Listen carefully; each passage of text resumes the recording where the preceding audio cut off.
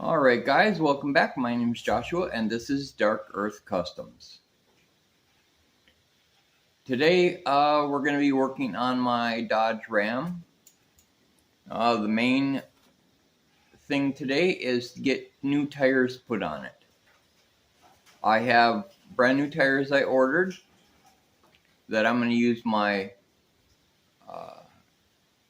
cheap Harbor Freight tire changer to do. I'll have to bring them in to get them balanced, but I can change them at least.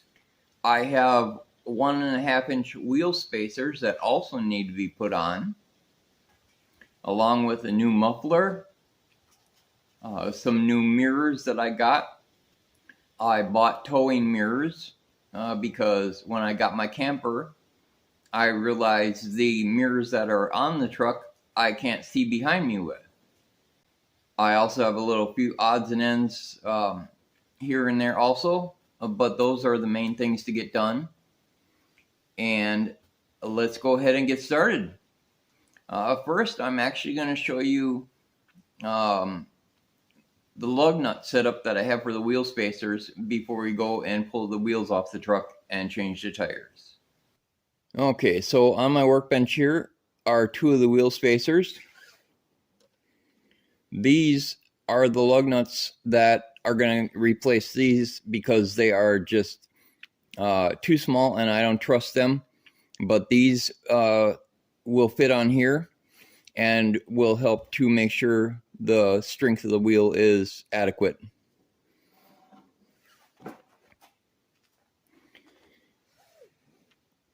These here, sorry, my workbench is kind of a mess right now. These are just extra lug nuts that I had laying around in my lug nut bucket. And you'll realize that there's no top cap on these anymore.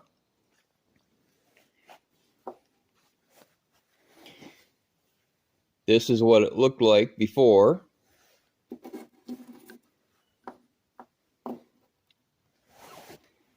And that's what it looks like after. Now, the reason I took the top cap off is because these spacers are only 1.5 inches thick. As such, these little caps are going to interfere with the wheel sitting flush on the spacer. So these caps have to come off. I've already pulled off 19 of them. And all you have to do is just take a screwdriver and a hammer and hammer the cap off. And I'm going to go ahead and show you that now. Alright, so all I need to do is just put the lug nut in here. That way I can get it nice and tight and secure.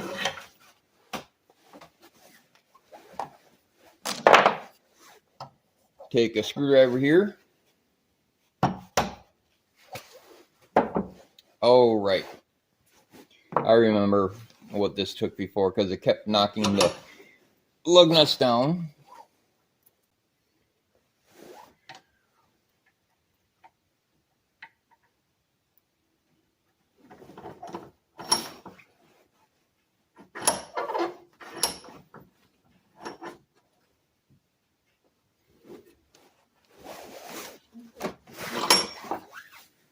Maybe I had them in the locks inside the vise here.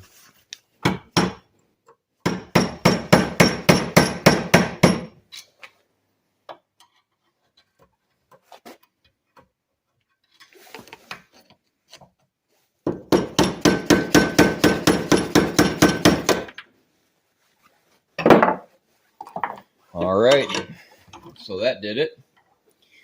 Now I got the lug nut out, and I'm going to go take and run my wire wheel over it and clean some of this rust off of here.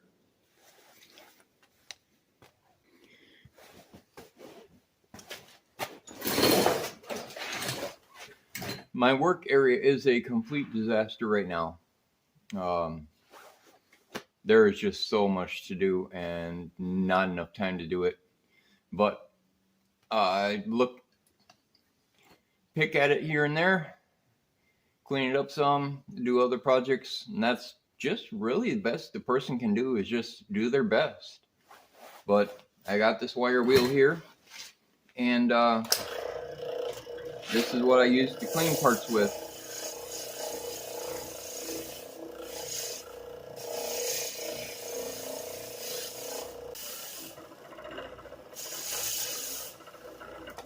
Alrighty, so now we got the lug nuts to put the wheel spacers on the truck, and then we put the wheels on the wheel spacers. Now there's a lot of different ideas about wheel spacers. Do they work? Do they not? Do you need Loctite? Do you need anti-seize? What I have discovered is that in the past, no, wheel spacers were not good. However, they are now. They're made out of aircraft aluminum. They're extremely strong. As long as they're torqued to the correct torque specifications, they're not going to break. They're going to do their job just like they should. And put a little bit of anti-seize maybe on the mating surface between the either the brake drum or the rotor and the spacer. That way the aluminum and steel don't start to bond. Everything should be okay. Torque it down, drive it. Some say 15 miles, some 50, some 100. Basically what you're going to do is you're going to drive it. You're going to drive it for like 50 miles and then check the torque on it again. It's when you don't do the steps that you're going to start having issues on things not working right. But that's the same for anything. All right. So again, we got the lug nuts ready. The next step is to start doing tires.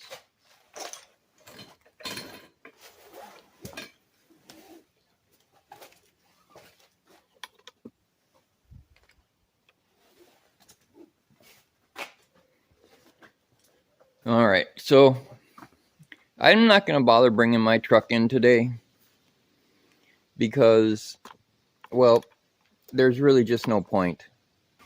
So what we're going to do is I'm going to take a wheel off. I'm going to bring it in. I'm going to get the tire changed.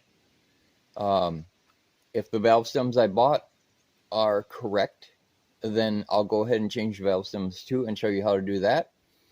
If they're not, it's really not that big a deal because the valve stems on the wheels are not currently leaking. It's just a good practice to change the valve stems out when you're changing wheels. Now, or I should say when you're changing tires.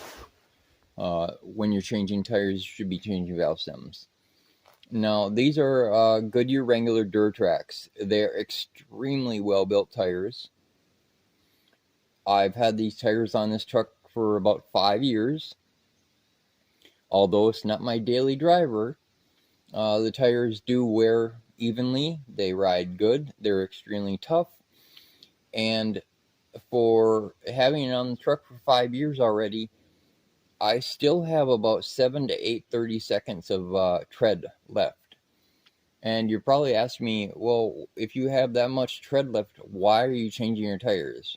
Well, I'm changing my tires for 2 reasons. The first is I live in central Minnesota. 732s might suffice down south during winter, but it does not suffice up north during winter. Even in four-wheel drive with that amount of tread, I will slip, I will spin, and I want good travel during the winter. Second, I have a camper. Now if I want to go take a trip or go out for the weekend or whatnot, I want to make sure that the tires that are on the truck are good enough to do the job. So that's why I have gone ahead and ordered a Cooper Discoverer ATs. They're very good tires also. and they're about half the price of the Goodyears. They're both very good wheels, or very good tires, but I didn't feel like paying $1,000 for a set of these Duratracs. So let me get my jack and we'll get this started.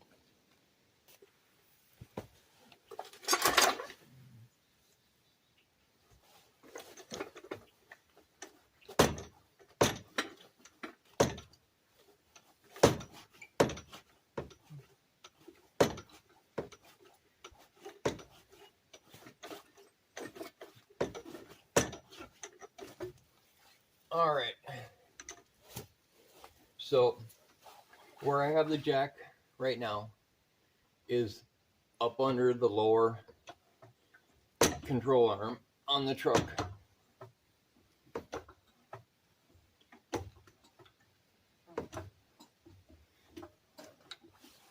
And we're just going to go up until we get the tire off the ground.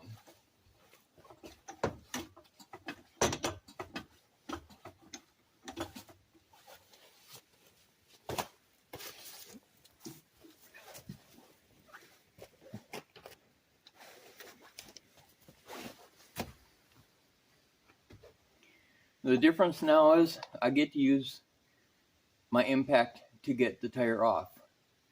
But because I'm putting on wheel spacers and putting the wheels back on, they have to be torqued. A lot of people don't bother, and under some situations, yeah, it may not matter, but in a situation where you have wheel spacers, it matters.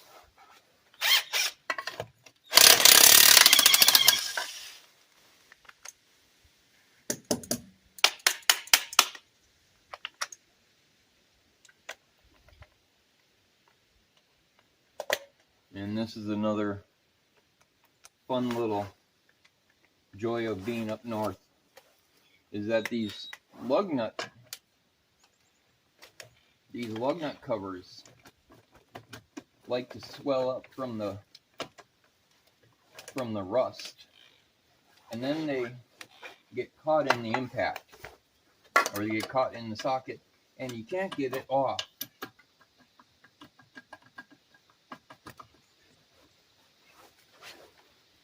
So let's try this.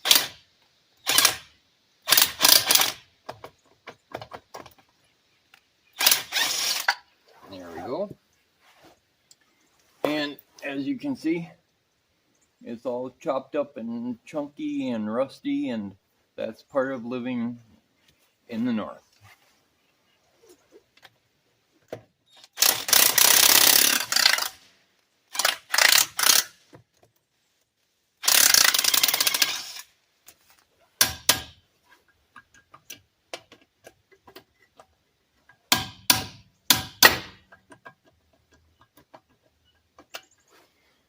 Oh, these lug nuts are going to be a problem. They're just going to be a problem. There we go.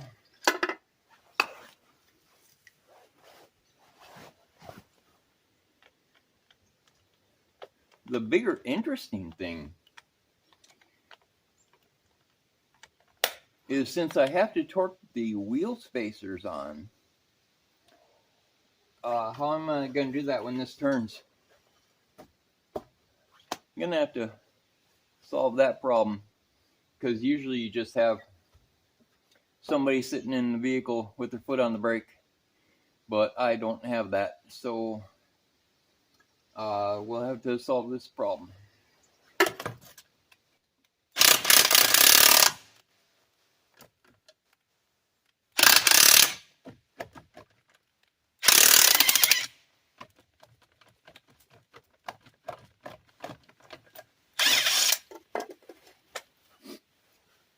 Solid rust.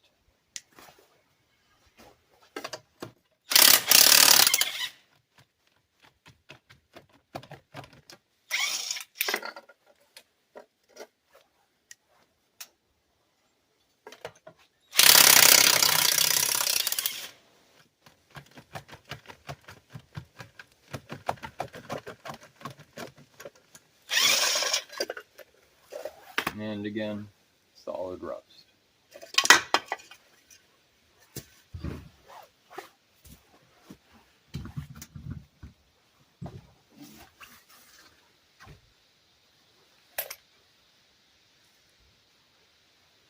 And aluminum rims with corrosion. But let's take a look here.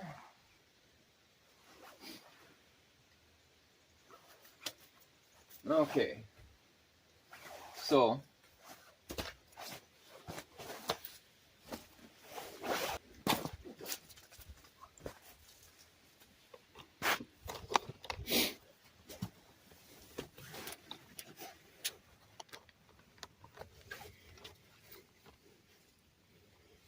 you can see there I got a little bit of a gap on this upper ball joint. Getting a little loose in there, it looks like. And I also have a very oily axle shaft, so that has to be addressed too. But not today. That's definitely for another day. My brakes down to a few millimeters, it looks like. Definitely need to be replaced soon, but not today.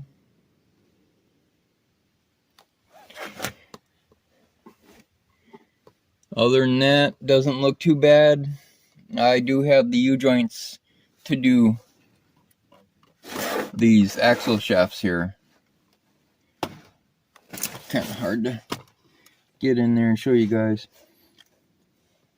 Those U-joints there for the axle shaft. I got the U-joints now for those because those need to be done. But that's probably not today. Today is tires. And it looks like we definitely need to clean the surface here. Get some of that off before we put the new spacers on. It actually looks like it might be snowing.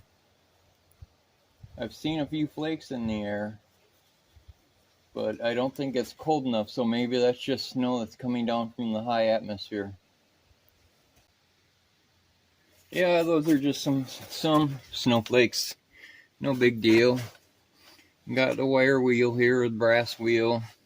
I'm going to go ahead and clean all this off of here. Make sure the hub sits down flush. Now, there's two types of wheel spacers.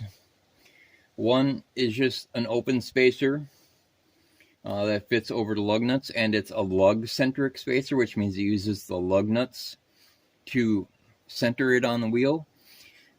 And there's also what's called hub-centric spacers, which are a lot stronger and center themselves on the hub of the axles to make sure they're perfectly centered. And that's what I have. I have hub-centric spacers, and I will show you that when I go get one to put it on here. Go ahead and clean all this off here.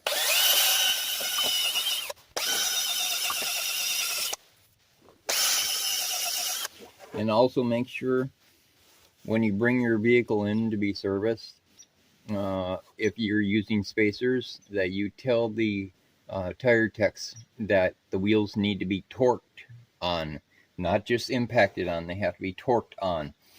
Otherwise, the responsibility is on you if something happens, if you didn't tell them not to torque them correctly.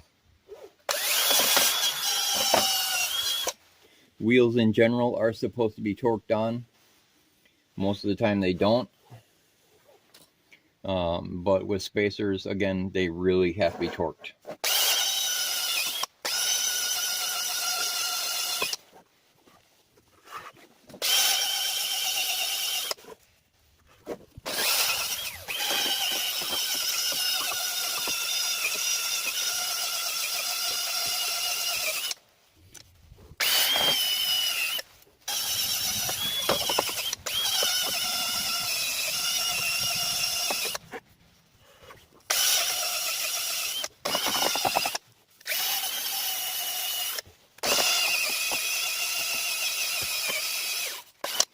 Oh, battery's running low. Alrighty.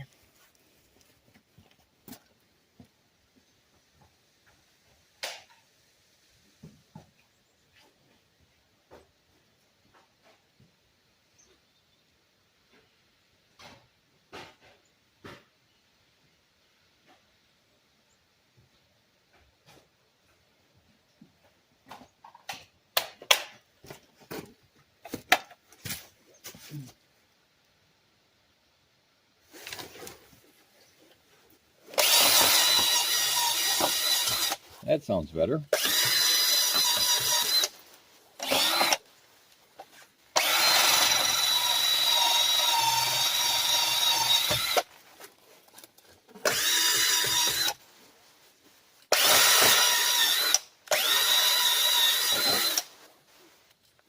And you also got to make sure to get this central, the hub centric here also cleaned.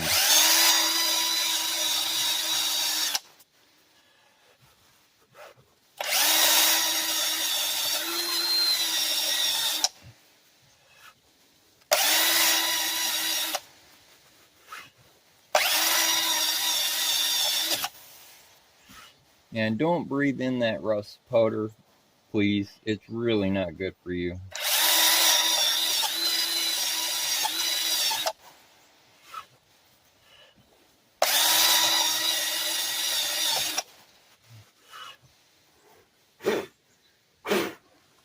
All right, so that looks pretty good.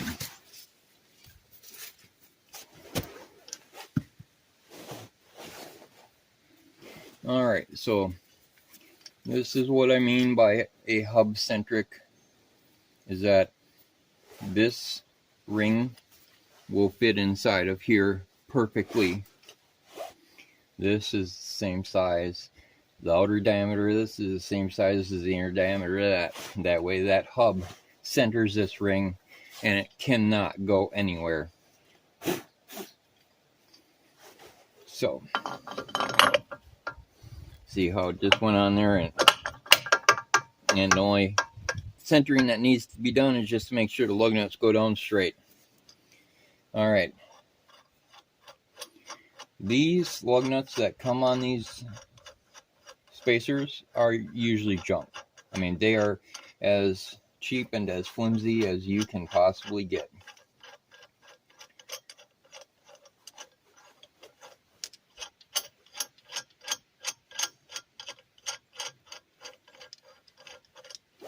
Now, I'm not so sure how long this has been taking so far. I haven't been watching my video time yet.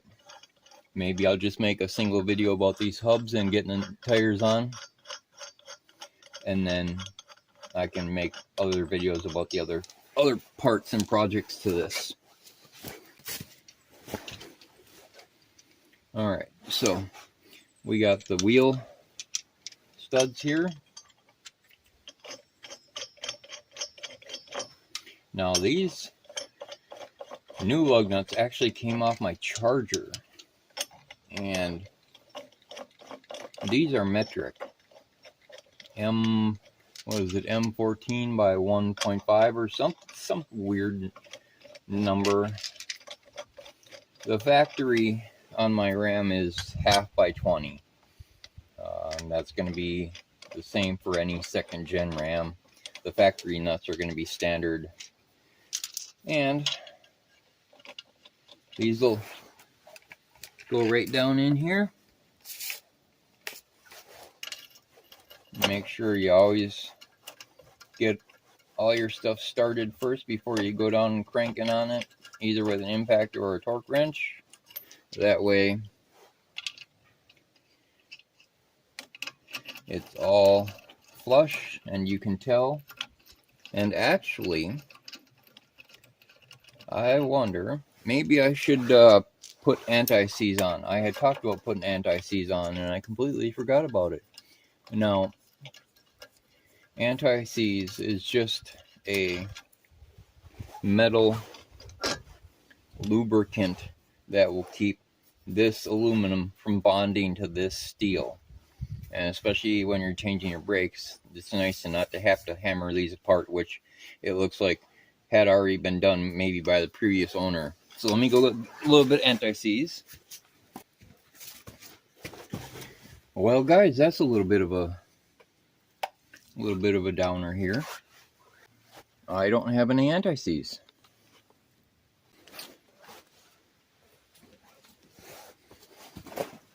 All right. So I just decided to move the camera back a little bit so the wheel wasn't right all up in your face. So I don't have anti-seize.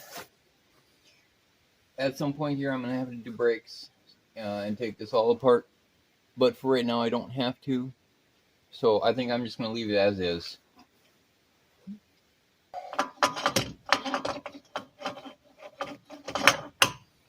It isn't going to hurt it if it's not going to be on. Yeah,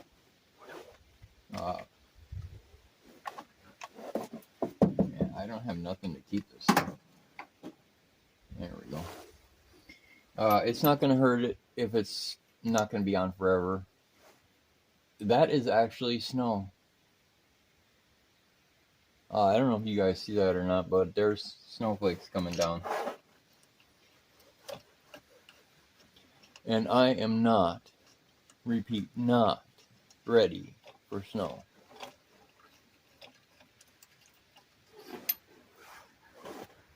All right.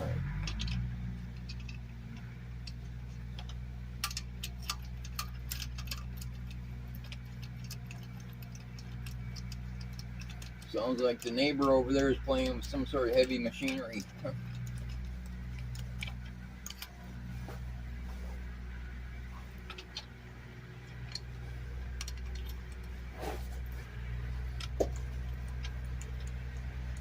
Now, I could have gotten wider spacers. I could have been like all the rest of those people that buy the high offset wheels. But when it comes right down to it, does it look cool? Sure. Aesthetically pleasing, yeah. But it doesn't always, the aesthetics don't always win over functionability. And when it comes right down to it, most of those trucks are just, they're just show trucks. They're tar babies. Tar babies are trucks that never see a speck of dirt, and all they are is eye candy to look at. So, my truck's a working truck. I haul things with it, I go off-road, I live off-road.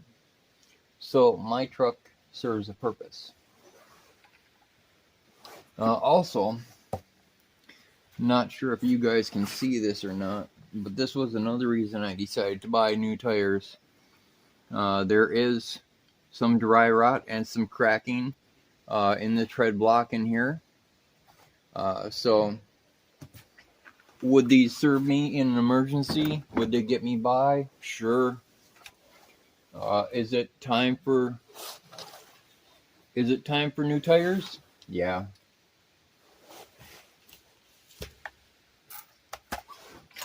All right. So we are at 90 foot-pounds on the torque wrench. The question is, how do we get 90? And I think the only way to get 90 is maybe to put a screwdriver in the cooling pins. Now, I hate doing that. That can break things, but I don't really have much of a choice. As you can see, this is a Minnesota truck. That's just how things are up here in the Rust Belt. Alright, so I got a screwdriver in the cooling pin here, inside the caliper. Now, 90 foot-pounds is like a medium torque. It shouldn't break anything, and if I feel like I'm causing any damage, I'll stop. But let's go ahead and see what 90 does.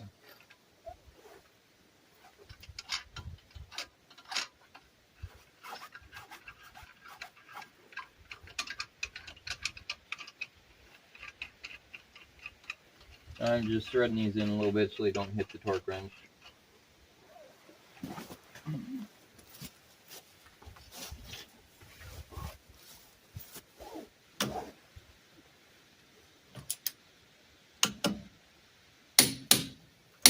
Yeah, so that works.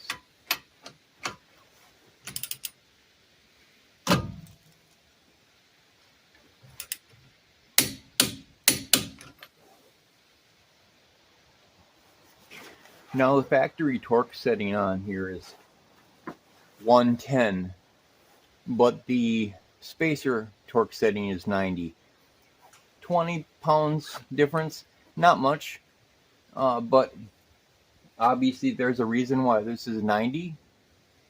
So that's the setting I'm going with.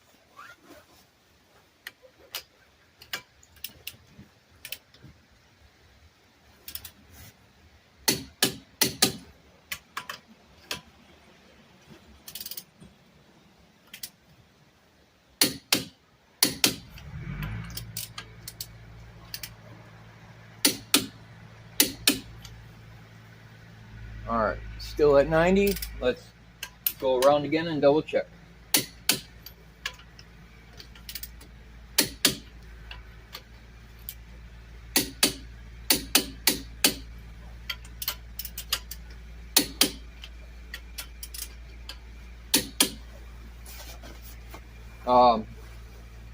A lot of people talk about putting Loctite on these inner threads.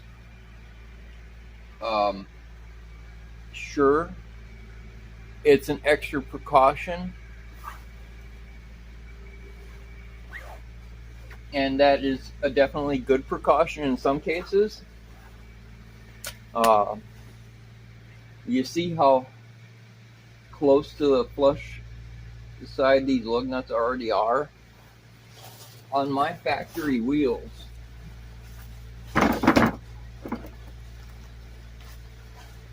there's no pockets back here. So even if those lug nuts did start to back out, they aren't going anywhere other than a couple millimeters off, and by then you would notice a problem. So I'm not concerned about the lug nuts backing out on me without me noticing, because they literally cannot go anywhere without my steering wheel shaking. I gotta clean this up some. Go ahead and just do that right now.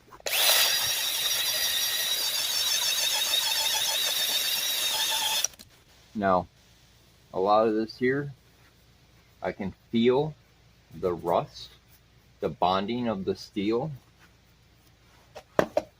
from the aluminum. You can see it wearing off.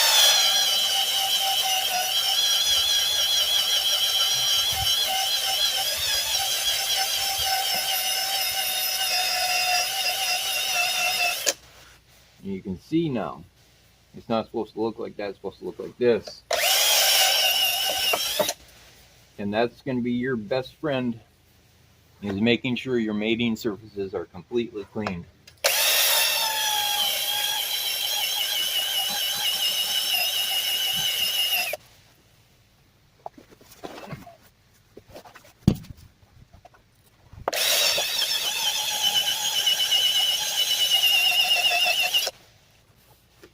And I'm also not looking for the high offset. I'm just looking for a little extra stability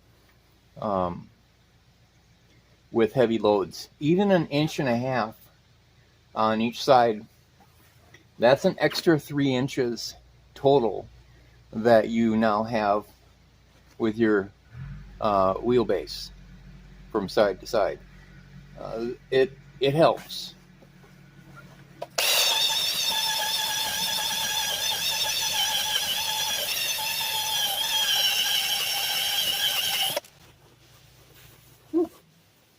Again, don't breathe any of that crap. It's just gonna make you sick.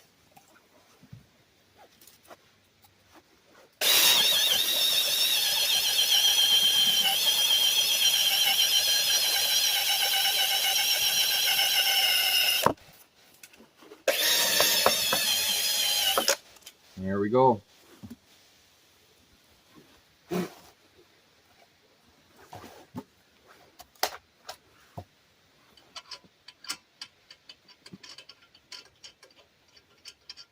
Am I curious about how this looks? Yeah, of course I am. That's why I'm backing it out.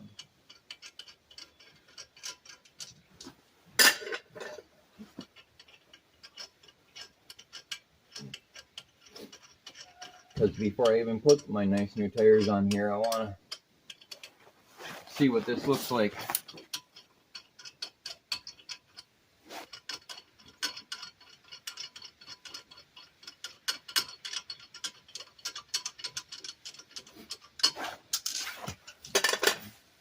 I mean, when I go ahead and pull my axle shafts to do my U-joints, all this is going to have to come off anyway, so I could buy anti-season Loctite at that point if I wanted to.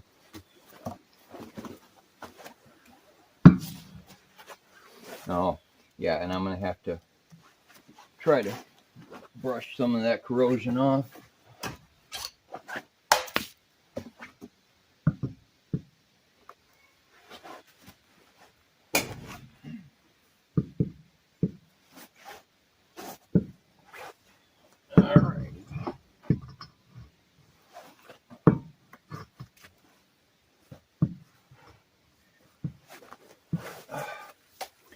These tires are just heavy. That's all there is to it.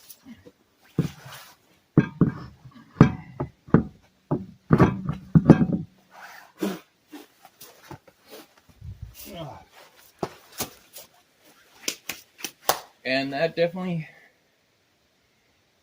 makes a difference. I'm not gonna lie. If you look at it from the side, you can now see how it looks going down the side of the truck. You can't see the other tire yet because it's still in the fender. And that's what an 1.5 inch spacer does. It's going to give this truck incredible, absolutely incredible handling. So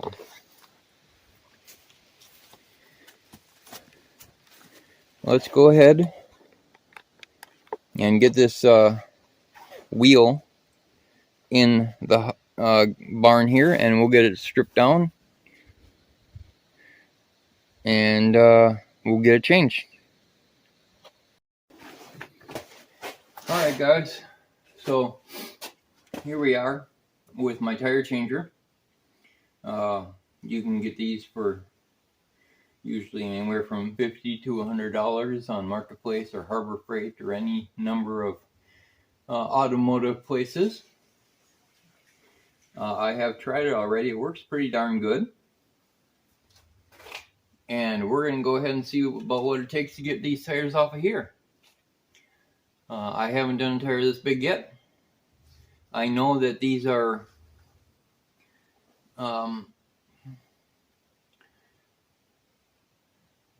not usually as friendly towards lower profile tires. They're harder to get off. They have a stronger sidewall. These have a little bit more flexibility. So let's go ahead and get the valve stem out and get it locked down and see what it takes to get it separated. Alright, so there's also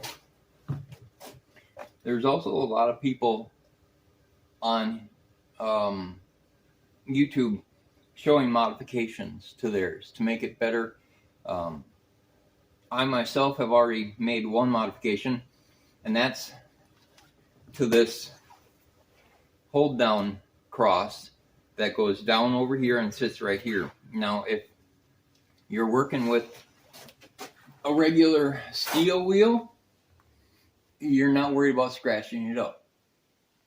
But aluminums and things like that, Now it's got, I took some fuel line and just cut it down the side and the right length and made little bumpers to hold the wheel in place without scratching or marring it. Not that these are in perfect, pristine shape, but hey, maybe I'll clean them up in the spring. Then we take our top nut here, thread it down,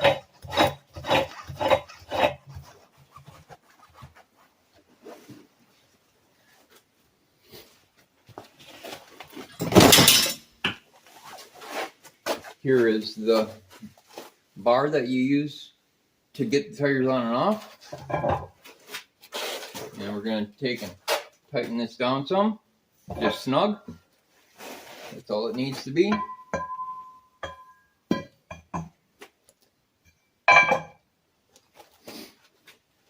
And I also have my own tire tools, which I've had for a while.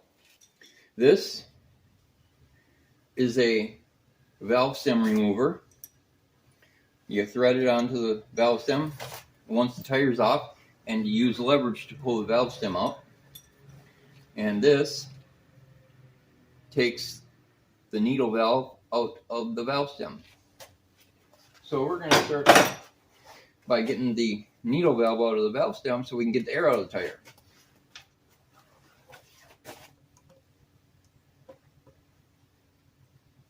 And you just unscrew it like you're taking your valve stem cover off.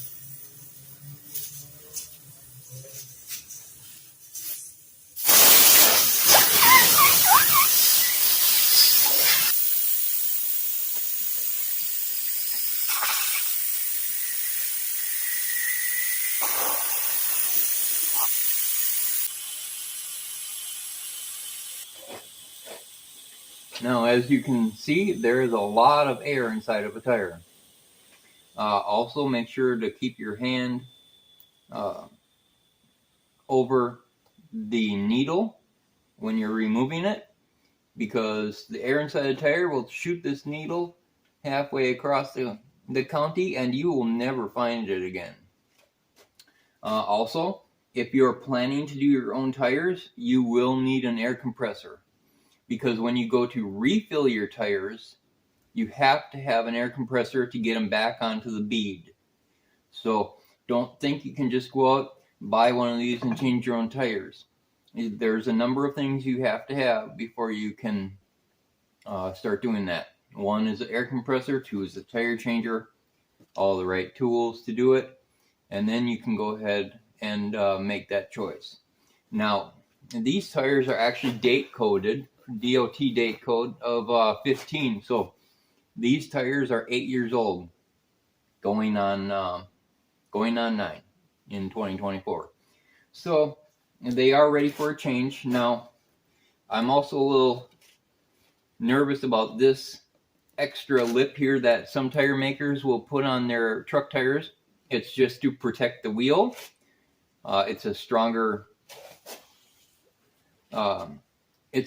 seal around the edge of the wheel to protect the edge of the wheel from getting marred up and chewed up if it rubs against stuff. So we're going to see about getting this tire off here now that all the air is gone.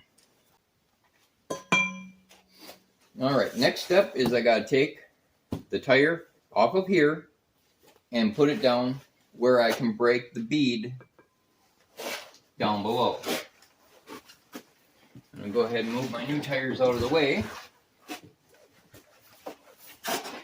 So I do need a little bit of room here.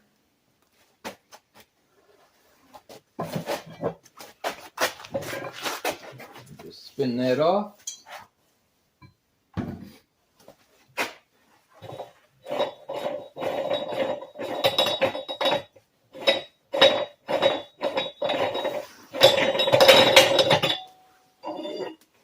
Okay.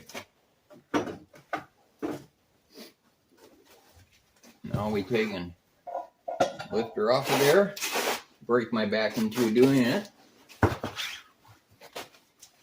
then move all this crap on the floor that's getting in my way. And I will show you the floor view. All right. So down by the base of the tire is the bead breaker and where the tire sits.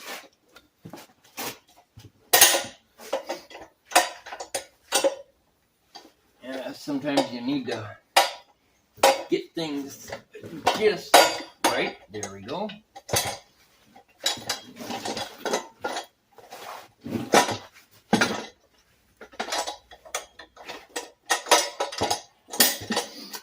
Okay, so now you see it's got kind of a scooping angle here. I'm not sure I like too much. So what I'm going to do, since these are adjustable, I'm going to pull this out and adjust it down to the other end where it looks like it'll probably better suit me for breaking this bead on this truck tire. Then you line it up, take the bar here,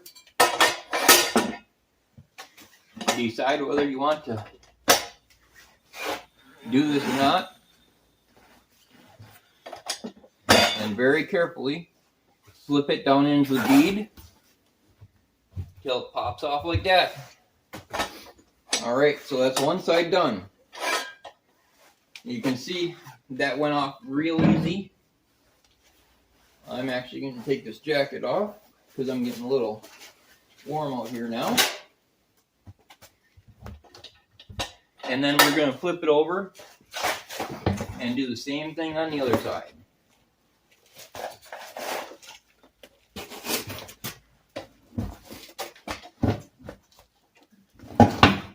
Now again, I'm going to have to bring this in to an actual shop to get the tires balanced because I don't have a balancer yet. There's two types of balancers. There is also a home balancer that's cheap. They work with a lot of fiddling.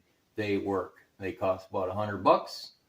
Or if you have the room, the shop, the know-how, the garage, whatever you want to call it, I have seen many balancers, at least on my marketplace here in Minnesota, actual shop balancers like you would see in a tire shop go for $100, $200, $500. Is it a worthy investment if you're not doing it professionally? Not really. Is it a worthy investment if you don't want to have to take tires in and get them done? You bet. Would I drop $500 on a tire machine? On a balancing machine? Probably. If it kept me out of the tire shop? Probably. So let's go ahead and get this separated here.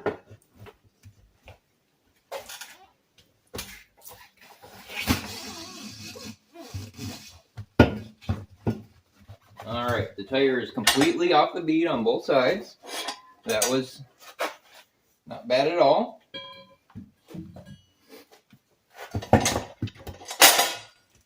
Sorry, loud noises. Now, we gotta throw the tire back up here again. See how many times I can break my back today.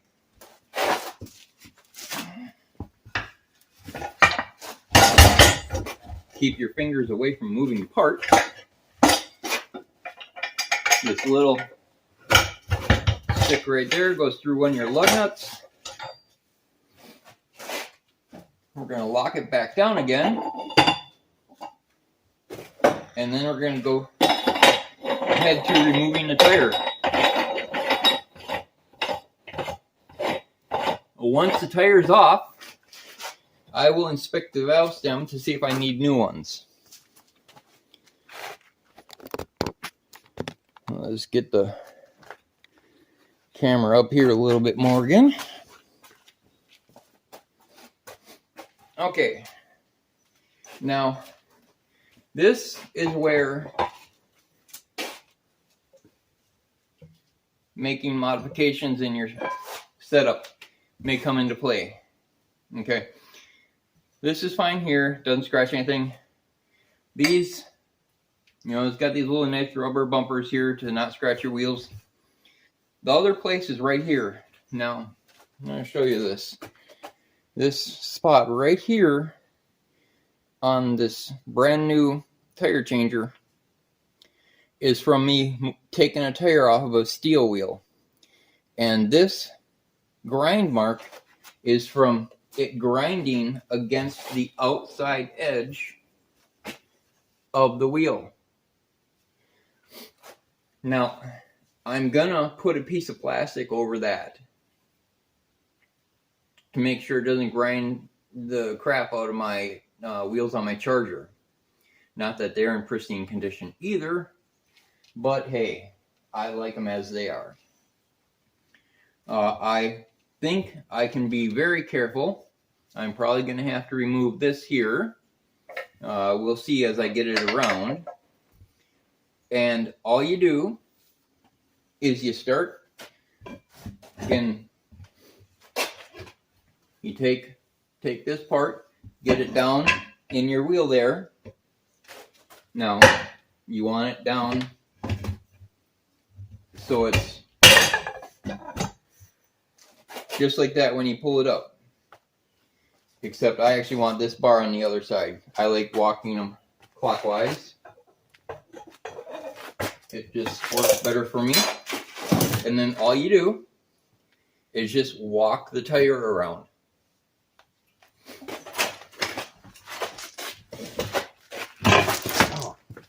And I thought that lip might be a little finicky, and I think it is. So, we're just gonna be careful with this one. Just edge it around ever so easily.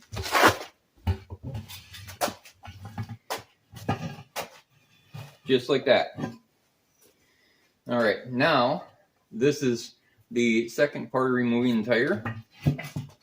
This is also an area where you can pinch your hands very easily.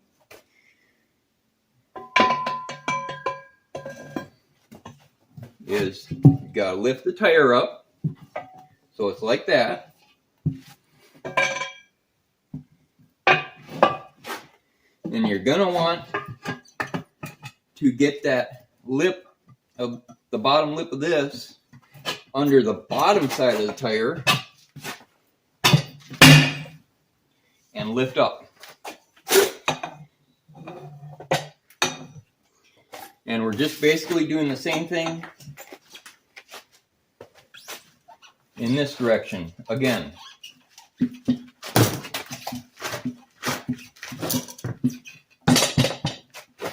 Now I see it trying to pop out a little bit there.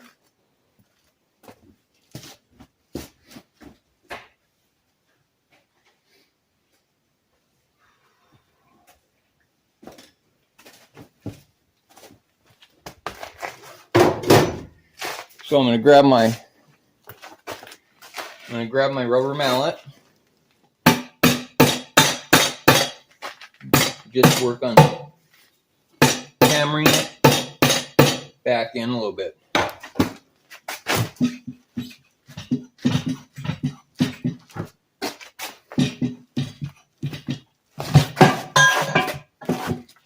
But as you can see, it is coming loose.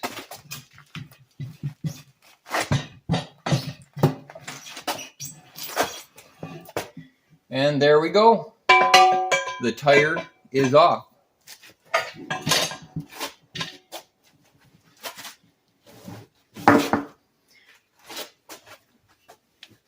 The tire's off the rim. The inside of the tire looks good. Bead of the tire looks good. The tire itself, I mean, it's not that bad. But if I'm going to do any camping next year, I want tires that I know aren't gonna blow unless there's something like horribly wrong. So, get this tire out of the way. Next step is to check the valve stem. And then we're going to take that wire, that brass wire wheel again, and I'm going to clean up both sides. Clean up both sides of the inside of the bead. Then we're going to go about putting the new tires on. Now, there's a lot of question also about tire soap. It's a lubricant that's used to help mount tires onto the wheels. It works fabulously. It helps a lot. Do I have any? No. What I'll probably just end up doing is just taking some dish soap, mixing it with a little bit of water, and then just putting some around the bead. That's not going to harm nothing. But I wouldn't put anything other than dish soap on if you're not using tire lubricant. That's my own belief, because a lot of things can be harmful to rubber, and the last thing you want to do is chew into your new rubber tires that you just spent money on. So I'm going to get this old tire out of the way. I'm going to go ahead and get this cleaned up and ready for the new tire, and I will be right back.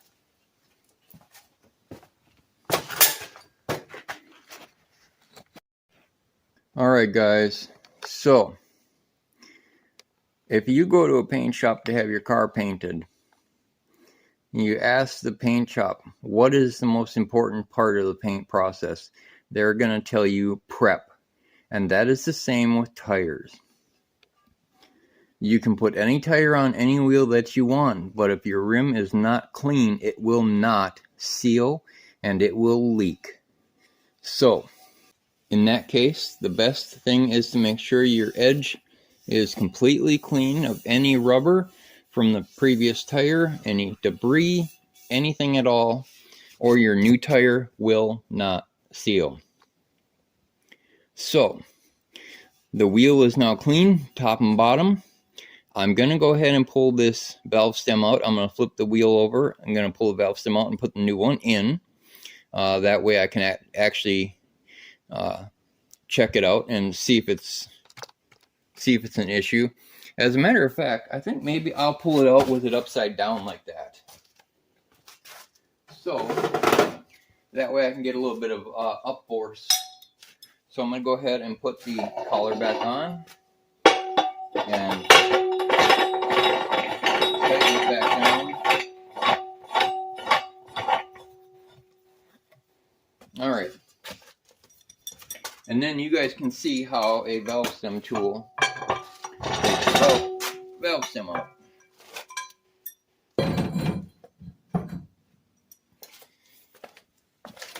Alright, so this has a little threaded cup, just like the valve stem cover does on your valve stem on your vehicle, and it threads on just like you were putting on a valve stem cap, and then you find a good groove with your wheel.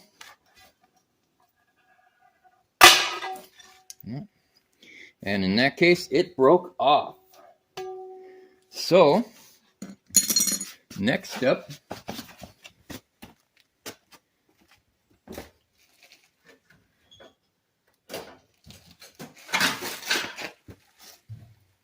when that happens is to see if you can pull the valve stem out of the hole.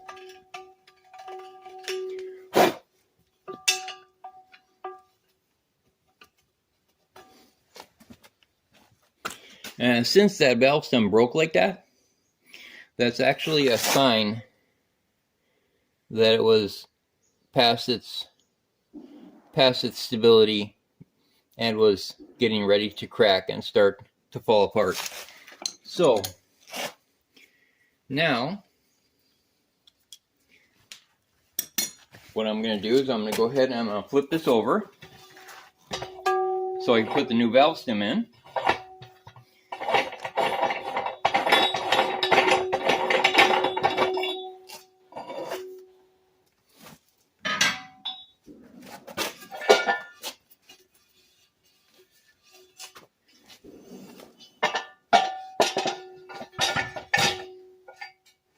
And putting in a new valve stem is exactly the same as taking one out.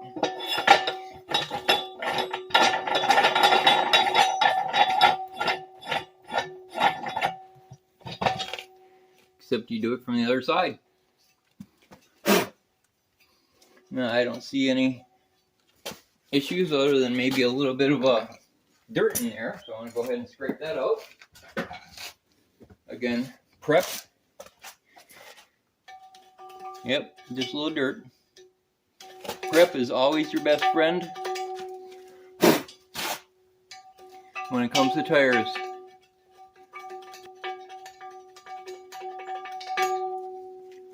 Looks nice and clean. All right, let's go ahead and put the new stems in. Now, the ones I pulled out were TR414s. These are TR413s. If I understand correctly, that's just the difference is the chrome trim.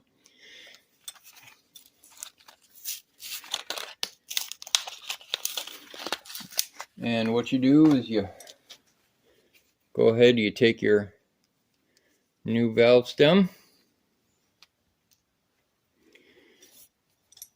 you put your valve stem through the hole the best that you can, just so it's through the other side, and you're going to do the same thing this way. And because this is new rubber, this won't break. It'll just stretch. Hopefully. I wonder, you know, I almost did a mistake. I wonder if these these chrome caps that would not have made it through the hole. So that would have been catastrophist. All right, so let's do this again. So thread the valve stem onto the valve stem tool, and that's it. It's in. It's just that simple. Now we take a little chrome insert, and that chrome insert isn't for nothing except for aesthetics.